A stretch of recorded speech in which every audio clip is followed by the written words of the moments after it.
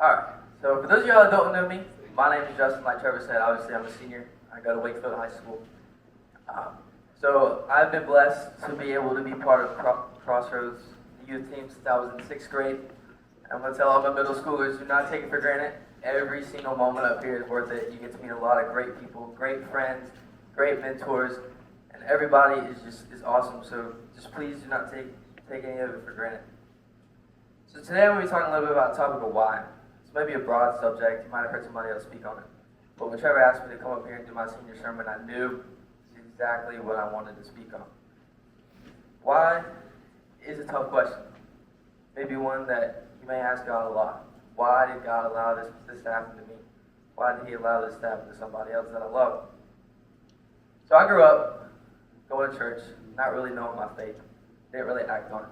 I just thought going to church was something you had to do every Sunday, right? I grew up, played baseball, I hunted, I fished. I did everything that a kid does. Fast forward through many years of this, the Lord felt that it was my daddy's time and He called him home. And He passed away when I just turned 7 years old. So going through this time of grief and struggle with my wonderful mother, I would always ask her, I said, Mama, why? Why would He take something that we love so much away from us? She'd always look at me and she'd say, it's His time. It's a plan. You have to trust it. And I grew up, I just learned to accept it. That was just something that I had to wake up every day and I was like, it's His time, it's His plan. Me and Mama got it, right? So today, as I've grown into the man I am today, I have dug deeper into what does the Bible really say and what does it really tell me about why He allows me to go through such a tragedy like this. So I'm going to share with you guys today how I felt God has answered that for me without giving me a straight up answer. So it's going to bring me to my first point. God does not do things to you because you messed up. He's not going to look at Eden and say, oh, she sinned. She forgot to pray last night. I'm going to let this happen to her. She doesn't look at Blake. Blake sinned, right? I'm going to take something He loves away from him. It's not the kind of God we serve. God does not allow bad things to happen to us for that. He doesn't look at us and say, I'm going to allow them to suffer. That brings me to Romans 8:18. It says, for I consider the sufferings of this present time not worth comparing the glory that is to be revealed to us. Our current struggles are purposeful. God has a plan, and you have to trust it. He wants you to look at this grief, and He wants you to see how it can refine you. He wants you to look at this grief. He wants you to look at these struggles you're going through. Say, how is this going to bring me closer to God? So why is He allowing this to happen to me?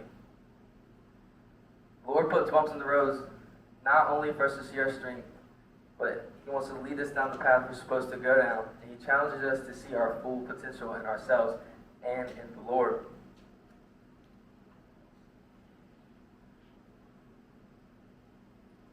He wants you to look at what He has done, and He wants you to see the good in it.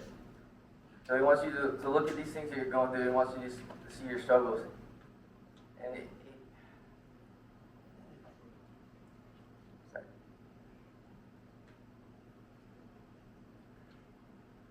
so that's going to bring me to 1 Peter 5:10. It says, after you have suffered for a little while, the God of all grace has called you to His eternal glory in Christ, will restore Himself, confirm, strengthen, and establish you. So, struggles refines us like gold, right? You find gold, and it's dirty. You find it in the river. You find it wherever you get gold out, right? You find it, and it's not perfect. It's not what you would go to the jewelry store and find. It's not the gold that you would wear around your neck. It's not the gold that you would have in a cross around your neck, right? It gets shipped off, and it has to get melted, and it has to get formed. And if it comes out with one little imperfection, it's not going to get sold. So it has to go through that whole process again and again and again until it comes out perfect. Now God's not trying to make us perfect, right? Nobody in here is perfect. But He's trying to, instead of making you perfect, He's trying to draw you closer to Him. And so you're probably asking me, how do I feel like that God taking my father away And how do, looking back, 11 years now, how do I feel like that has grown me into the man I am today? He's given me several role models in my life. One be sitting right here, my stepfather, Brad. Without Brad, I would not be anywhere close to the man I am today. He brought us to Crossroads, and through Brad, he led me to God, and I know several people now, best friends, youth leaders, youth pastors, people that I know that I can go to when the next struggle I come to hits. So I wanted to touch on, when you're going through bad things, you look to God. And like I'm talking about, you say, why, God? But you get through these hard times, and you look at these things, and now your life comes out pretty solid on the other side, right? Like, I'm doing pretty well now after this tragedy.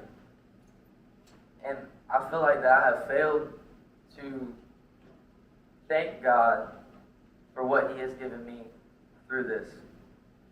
He has given me so many opportunities to share my faith like I'm doing today and share this story with you. And this is not something, of course, that anybody would want to have happen to you, but death, struggles, it's inevitable. It's going to happen. You're going to go through these things. But like I said, when Trevor asked me to come up here and speak to you, I knew that this is what I wanted to talk about. Because I hope none of you guys, middle schoolers, high schoolers, I hope none of you guys have gone through what I have gone through, but things are going to happen. And I want to kind of guide you through how I feel like I have gone through it and how God has put things in my life to help me go through it.